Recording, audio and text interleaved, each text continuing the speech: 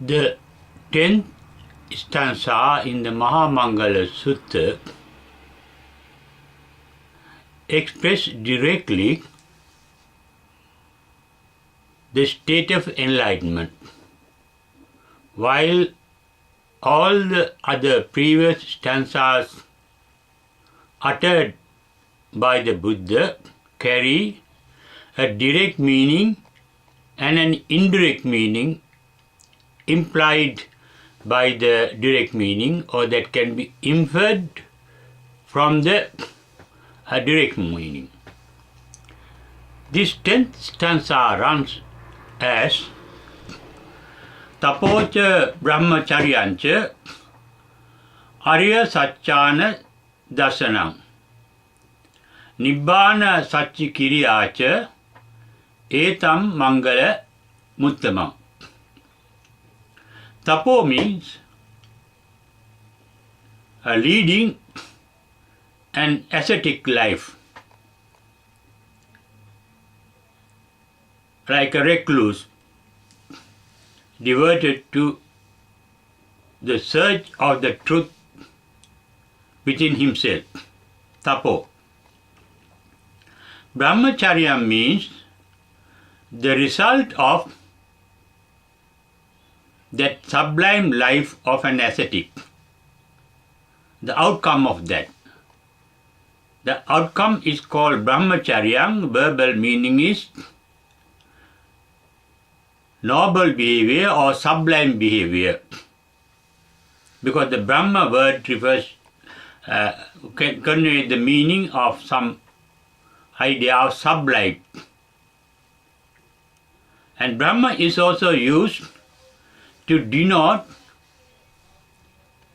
the highest God in the hierarchy of Brahmanic tradition of gods. Is called Brahma, and he is called the creator God in Brahma. According to the Brahmanic tradition, he has a very sublime, pure state of mind. Now, even in the Buddhist path to enlightenment, when one follows the state called Tapo, Tapo, the verbal meaning is mild heating. Not burning heating, the mild heating, the mild warmth. Warming the mind and the body just for the revival, just for the degree of sustenance of life, warming both the mind and the body. It is when the mind gets heated, the defilements are produced by the mind. Hatred is overheat in the mind. Greed is overheat in the mind. Jealousy is overheat in the mind. When the mind is not overheated, and when the mind is only the warmth it requires to exist,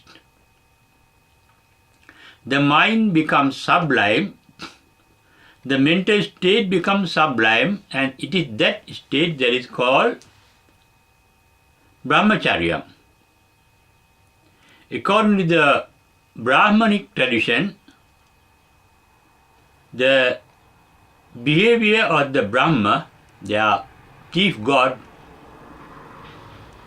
is controlled by his sublime mind.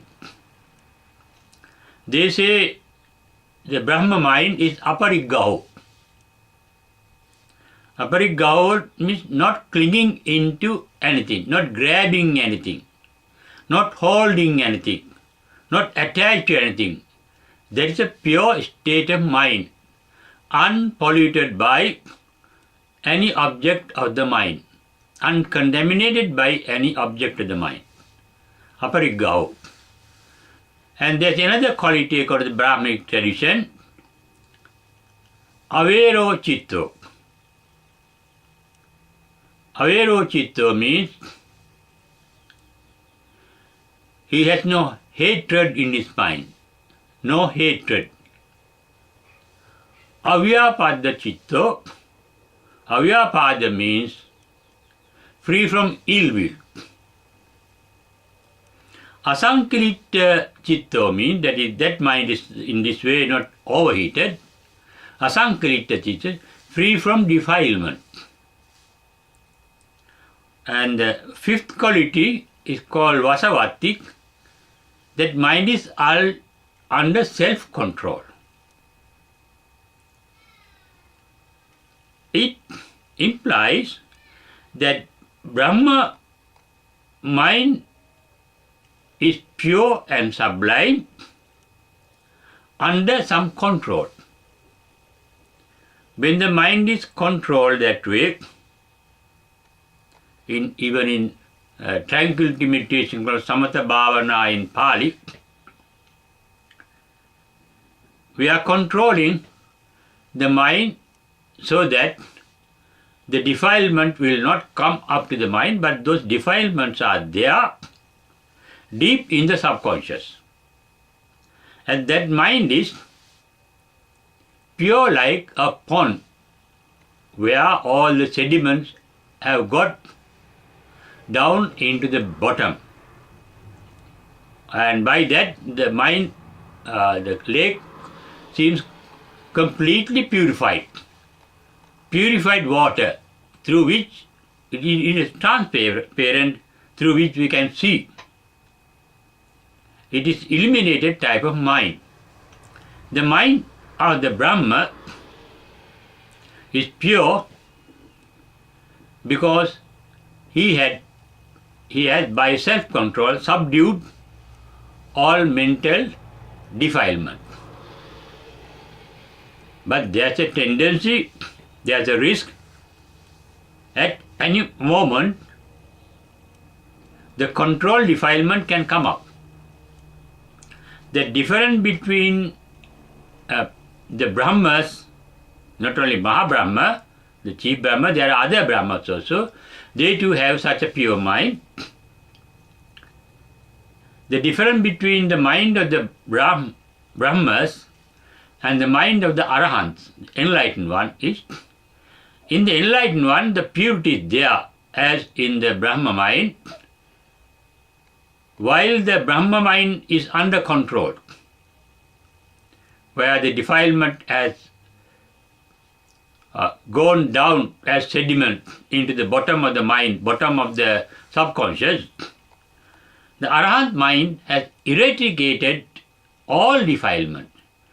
Enlightenment happens only when there is a complete eradication of mental defilement, so that they may not crop up again. That is the purest form of mind that Arahants have. Then Brahmacharya at that means also even the Arahant's behavior is Brahmacharya. It's a pure form of mental, physical, verbal behavior.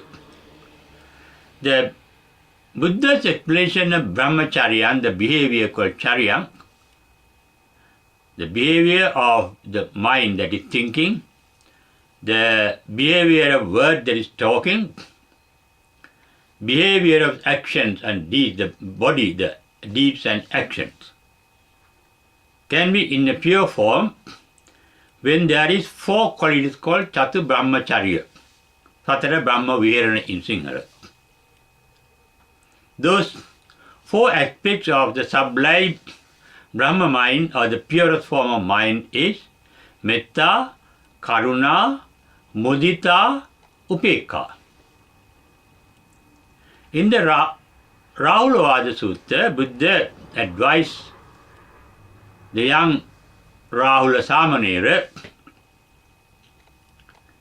to practice this four sublime behavior, the nature.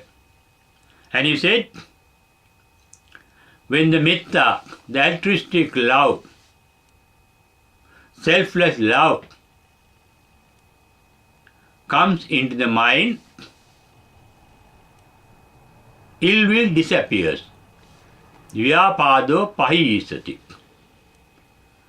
When karuna, the compassion, pure compassion, altruistic compassion comes into the mind, the ill will to harm others disappear. This ill will is called Vyapada in Pali. Vyapada is the nature of impure mind. It has three characteristic thoughts. Kama sankappa, Vyapada sankappa, Vihinsa sankappa. The undefilement mind, Kama sankappa, form, thought, desires of sensual pleasures. Vyapada sankappa. Until that need for sensual pleasure is fully satisfied, the mind is suffering some kind of pain. Vyapada is a mind with pain, not with pleasure. Sensual, when in the absence of sensual pleasures, there is a pain of mind to lesser or higher degree. Vihinsa chitta means that state of pain hurts the mind. It is only when one's own mind is hurt, may be hurt by anger, may be hurt by jealousy, may be hurt by ill will. When the mind is hurt, only that mind can hurt somebody else, hurting others. The mudita, this karuna, compassion means free from such ill will, such nature or defilements in the mind. Mudita is, Buddha describes mudita as when the mudita is developed in the mind,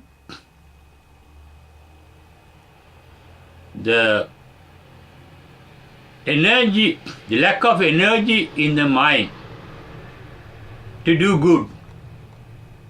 That means arati. Arati means not having enough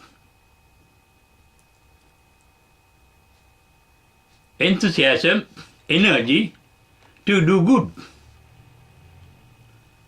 And that lack of energy gets diminished. That means the spiritual energy comes in. With mudita, the verbal meaning of mudita is delight, and is translated as altruistic delight, selfless delight, the pleasantness of the pure mind. Then the other quality of brahmacharya is upekka. It is translated as equanimity. In the Mangala Sutta, Buddha says, when that equanimity is developed in the mind, resentment goes away.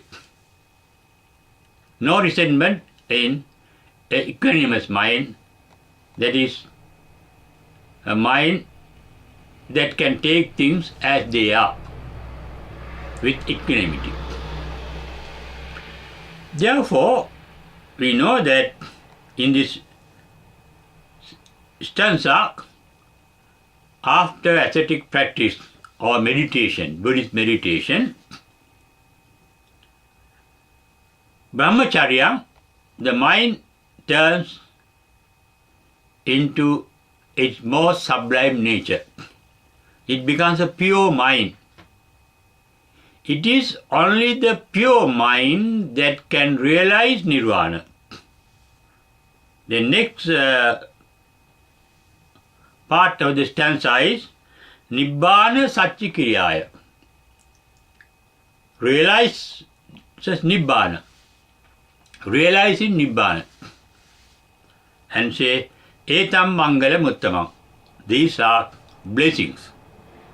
What are the blessings? Tapo, asceticism, brahmacharya, sublime behavior produced by the asceticism.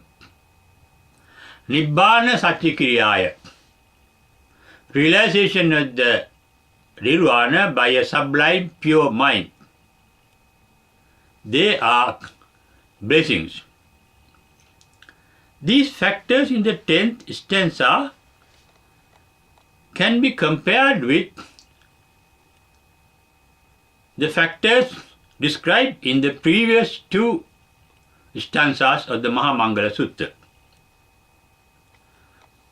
In the 8th stanza, there are Garavocha, Nivatocha. That means respecting those who need respect, well behaved. And it says, instead of Nibbana Satyakiriyaya, the 7th stanza says, Appamadocha Dhammesu. That means awareness of the Dhamma, the mental nature. The 8th stanza says, Kalena Dhamma Savana. Listening to the Dhamma at the proper time. It means listening to the Dhamma means the content of the mind. The content of the minds are thought. Thoughts are silent words spoken by the mind, and listening to those thoughts. The 9th stanza starts with Kalena Dhamma Sakacha, discussing those natures. These are the steps preceding the realization of Nirvana. In realization Nirvana, but it's most important in the previous stage of the Anagami state, is described in the 9th stanza, Kalena Dhamma Sakacha. There is inquiring into the Dhamma, the mind nature. Arahants have reported, at the verge of their being enlightened, they see a light inside, the mind is illuminated, a pure form of light in the mind. When the Buddha says our original mind is pabhasaram idam chitta bhikkhave chitta, original mind is illuminated, because our original mind is free from lobha, dosa, moha, trihetuka patisandhu kusala karma, the mind of a human being, free from greed, free from hatred, free from ignorance or unawareness.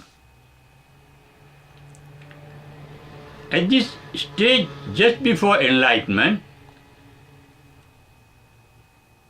those who are on the way to enlightenment think, oh, now I have got enlightened, because now the mind is very pure, illuminated by a sublime light.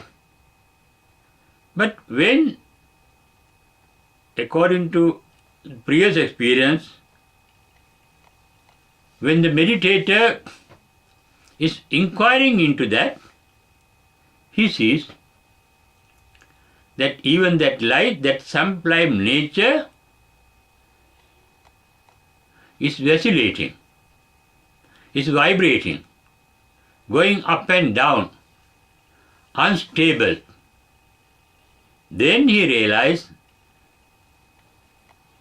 what I thought as Nirvana is not the real Nirvana, and the attachment to that, the delight with regard to that mind, goes away, and the desire for Nibbana also goes away.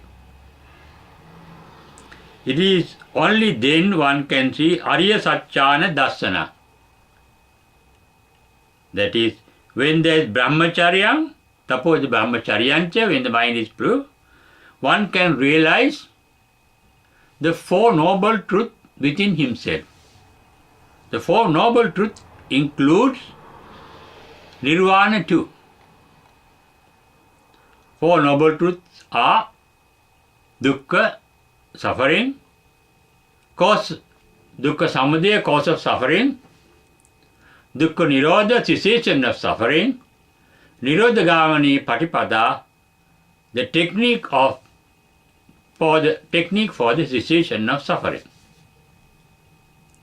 When all those four aspects of suffering are fully understood and fully realized, fully comprehended, one gets enlightened, then what remains is dukkha nirodhata, a mind free from all suffering. It is after seeing these four noble truths, Nibbana Satyakiriyaya, Nirvana can be realized. That is what this 10th stanza of Mangala Sutta says directly. Tapocha brahmacharyancha, Arya Satchana Darsanam, Nibbana Satyakiriyacha etam Mangala Muttama. Although one gets perfectly enlightened and realize Nirvana at the enlightenment, that enlightenment as well as the supreme bliss called Nirvana or Nibbana, Mahamangala, the supreme bliss, is hidden within us, in our own mind, but covered by defilements created by the mind through its ego-centric desires, needs and wishes. A pure mind is a mind free from all thoughts, free from the thinking process. One thinks of things that one likes or one dislikes or that one has not fully comprehended or understood or one cannot know.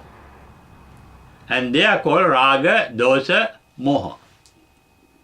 Enlightened mind is free from raga, dosa, moha.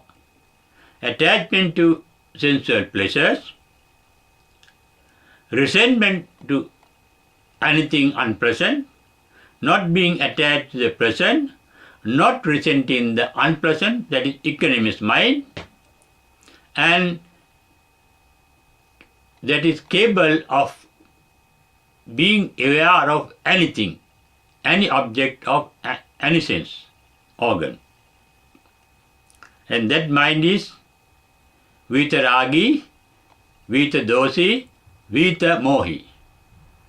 Vitaragi means free from attachment, vitadosi means free from resentment, vita mohi is free from unawareness or ignorance. And that is the state of an enlightened one, the mind of an arhat. Their mind is throughout, exists or remains very clean, free from attachment, resentment and ignorance.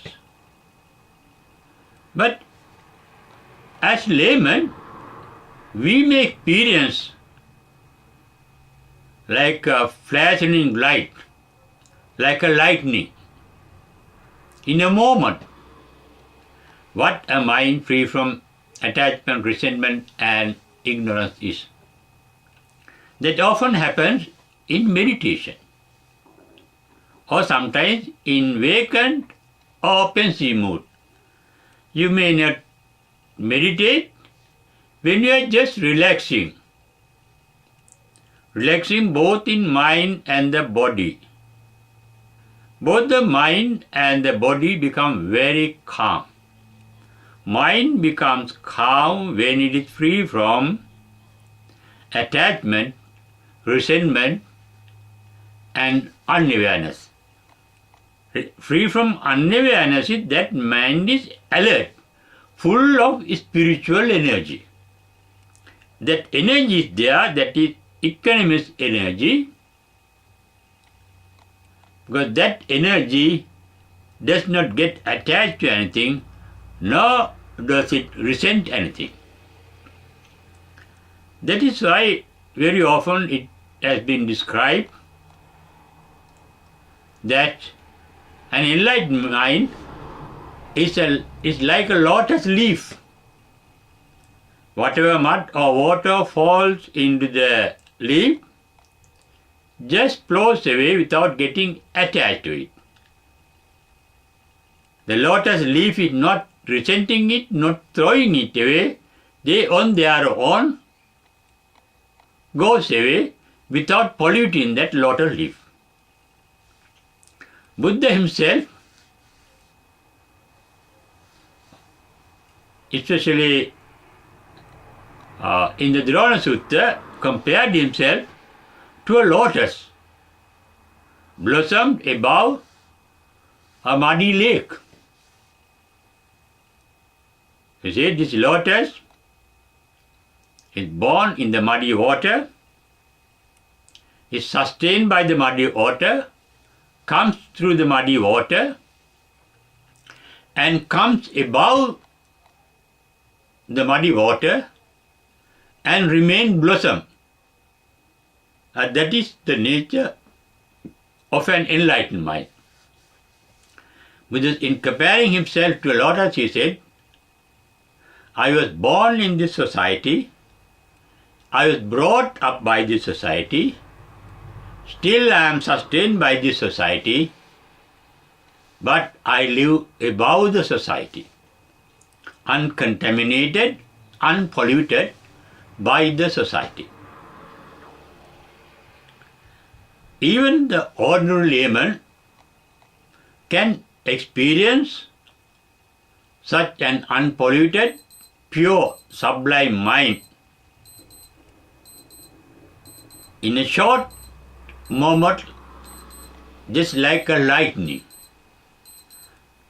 In the thick darkness, when the lightning flashes, one can see many things around that could not be seen in the dark. Similarly, because of our thinking process, the eternal Nirvana in us remains covered. That Nirvana is eternal, it is not a product of the mind. It is not born by the mind. When there is no birth for Nirvana, there is no decay for the Nirvana, no old age. When there is no old age and weakening of Nirvana, there is no death.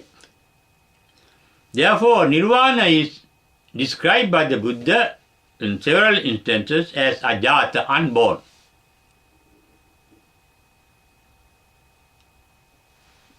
Asamkata, not formed, not composed by something else. Abhuta, it's not a happening, it doesn't happen. It doesn't crop up, only be discovery. Akata, it can be done by the mind or any other faculty of our mind and body. It is eternal. Therefore, we realize Nirvana that has been existing throughout in our samsara, which we could not see because of our thinking process. What happens at the enlightenment of the Buddha, according to his first paean of joy, is visankara gatan citta. The thinking process completely stops. The mind becomes a non-thinking mind. Mind has two faculties. One faculty is sensation. There is awareness, sati. The other factor or the duty of the mind or the work of the mind is thinking. It is something done by the mind deliberately. Thinking is always ego-centric, however good the thinking is. Maybe benevolent thinking, but it comes out of the ego. Unknown to the benevolent mind, there may be expectations of pleasure out of doing good to others. Therefore, both bad thoughts and good thoughts emanate from the center of self called ego. The enlightened mind has no self-center, not ego-centric. Their sensations are natural. Not only sensations, they see. See means, Chakkunguddapadi means seeing. That is what is said in the 7th stanza, Appamadote Dhammesu, being aware. 8th stanza says, Kale Dhamma Savana. Once you become aware, become conscious of it, then you know, you understand. What you understand, you inquire into, as I mentioned earlier, just before the enlightenment, inquiring into that present state of mind, whether it is real nirvana or not. Similarly, inquiring mind. That is the work of our wisdom. Now, being aware is vijanati. Janati means knowing, sensing, vijanati. Vijanati becomes vijnana. It is vijnana that is called appamadosa dhammesu, the work of the vijnana. Janati means know, understanding. Kalena dhamma savana, by listening you understand dhamma. What you understand, you look into it. All round investigation into. That is called pajanati. From pajanati comes the word panya. Vijanati comes the word vijnana. Janati comes the word jnana, means knowledge. Because when you, by listening, you gather knowledge. Then pajanati means looking deep into it, inquiring into it, seeing it all around means you are inquiring into your own knowledge. It is beyond knowledge that the Nirvana or the supreme bliss is. That is why Buddha said, at the enlightenment, the thinking process stops. We cannot think without our knowledge, the previous memories. At that moment, the previous memories are not used. They are of the dead past.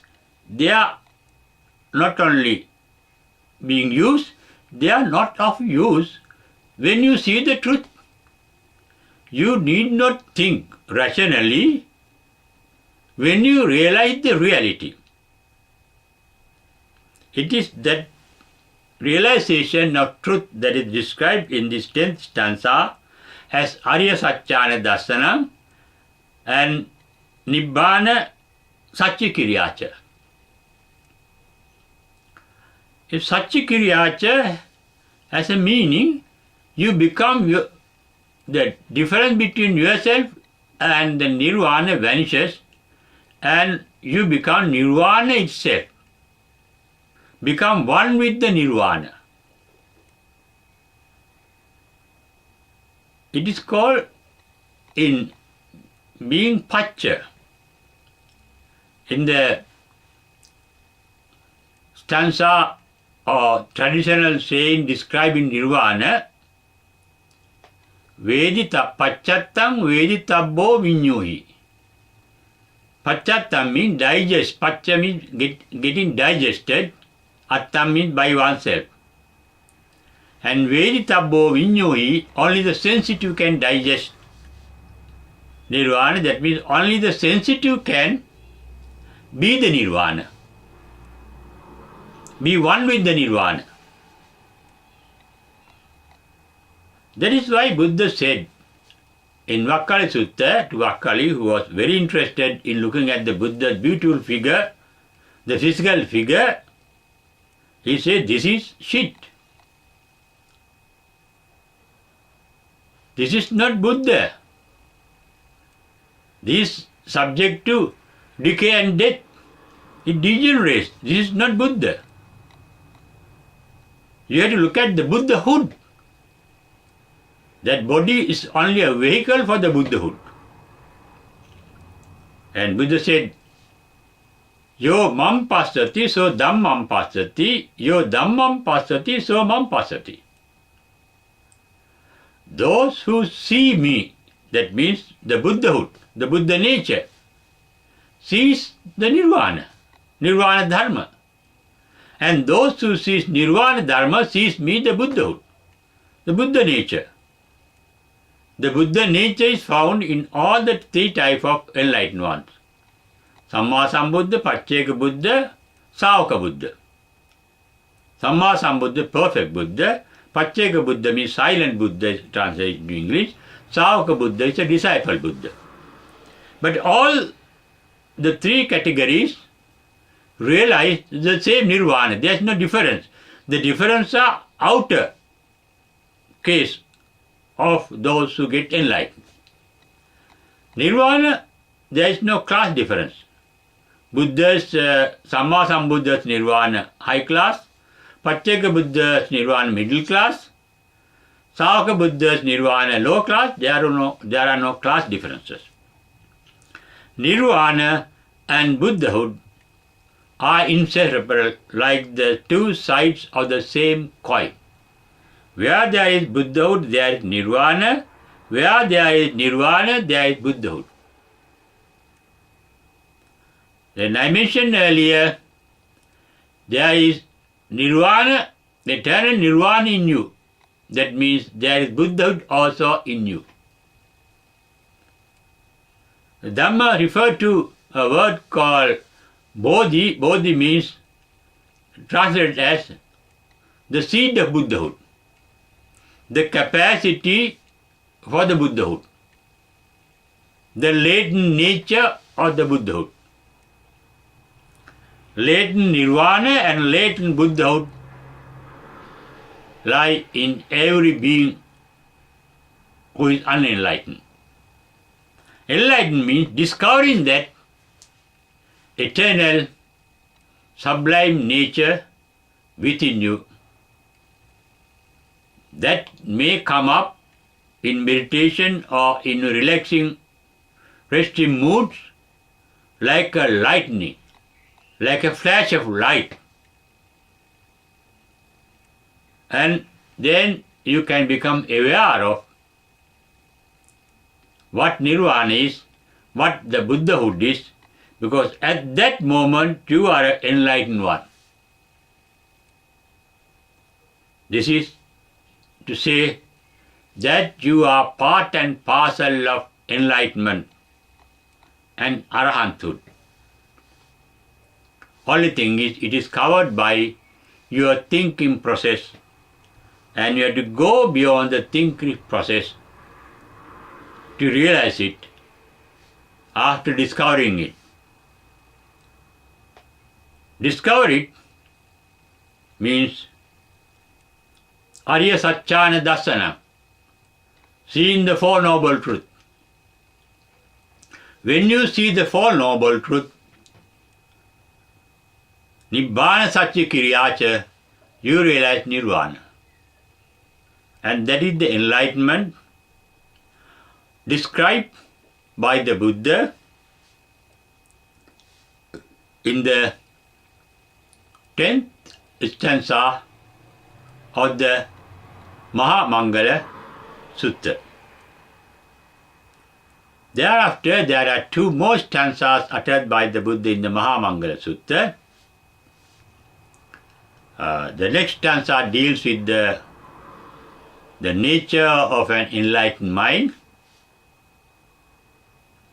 And the final one referred to permanent ending of suffering at Parinibbana, the passing away of an enlightened one. At the enlightenment, what happens is your mental sufferings are eradicated, but the physical sufferings are lingering till the final passing away. Because that body that got enlightened, that vehicle for the enlightenment, is subject to decay, degeneration, sickness, and death. Those are natural sufferings. The last stanza, the 12th stanza, describes the final elimination of that physical suffering too. Enlightenment, ending of the mental suffering. Parinibbana, Nibbana, ending the mental suffering. Parinibbana, ending the physical suffering too. Tapo here means enduring physical, mental suffering. That is the only way Buddha advocated for 20 years after enlightenment to attain enlightenment. He said, Kanti paramang tapotitikka. Kanti means patience, bearing up. It's the highest ascetichood. That is, taking things as they are without becoming disturbed by them is the only way to enlightenment. After enlightenment also what happens is puttasa loka dhammehi chittangasana kampati. For that, the training before enlightenment becomes very useful. Therefore, we have to face adversities, difficulties, calamities in our life, keeping our mind as calm possible. It is a final calmness of the mind with which you can realize Nibbana. That is why it said in the 9th stanza, Samananancha Darsana. See the tranquility and calmness of the mind as the step prior to enlightenment. It is only a calm mind that can realize Nirvana. And in our day-to-day life, we may have to make an effort to keep our mind calm. And those efforts at the beginning may not be necessary toward the end, when the mind gets used to that calmness. And it becomes its second nature, calmness. Original nature is disturbed mind. The secondary nature that comes upon with practicing calmness is a calm mind. And it becomes a part and parcel of your nature through constant practice. And with that calmness of mind, ultimately, anyone can realize Nirvana, the supreme bliss, called Mangala.